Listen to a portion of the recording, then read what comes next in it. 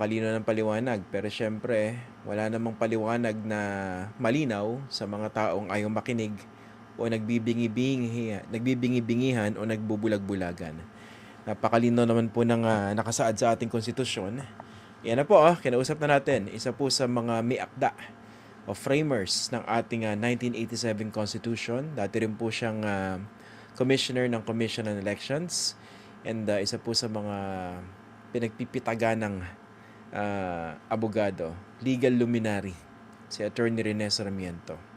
So,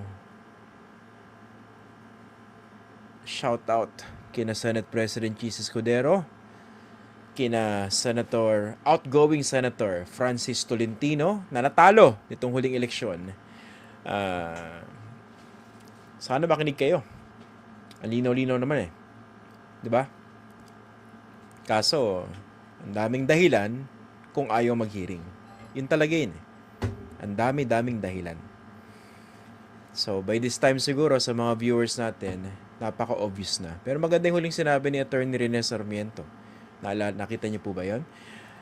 Isa sa mga functions itong impeachment proceeding as an option in our Constitution to hold impeachable public officials accountable for possible impeachable offenses that they may have committed is to prevent upheaval.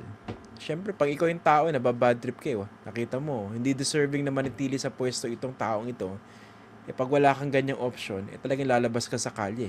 And who knows, baka magkaroon nga ng extra constitutional means to remove that person na ayaw po nating mangyari. At dapat talagang pasok tayo sa proseso.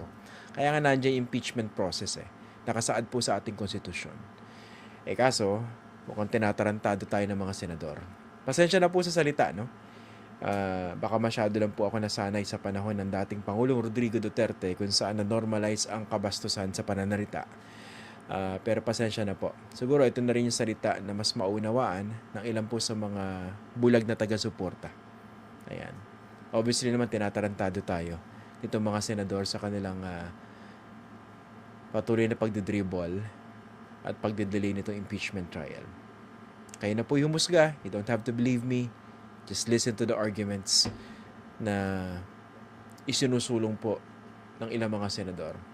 Siyempre, ibang mga senador dyan, tahimik. No? Nagpe-play safe Di ba? Pero siyempre, darating yung araw na matatanong kayo at masisingil kayo sa inyong posisyon. Dahil trabaho nyo yun Ginusto nyo maging senador nakalisa sa inyong trabaho, umupo bilang isang huwes sa isang impeachment court. At kung ayaw nyong gawin yan, lumayas na kayo dyan. Ano pang ginagawa nyo? Bakit pa kayo nag-senador kung iniiwasan nyo yung ilan sa mga napaka-importanting responsibilidad ninyo sa ilalim ng konstitusyon dahil lang sa ngalan ng politika o para lang hindi kayo maabala siguro o para hindi ma-compromise sa inyong political future. Shame on you!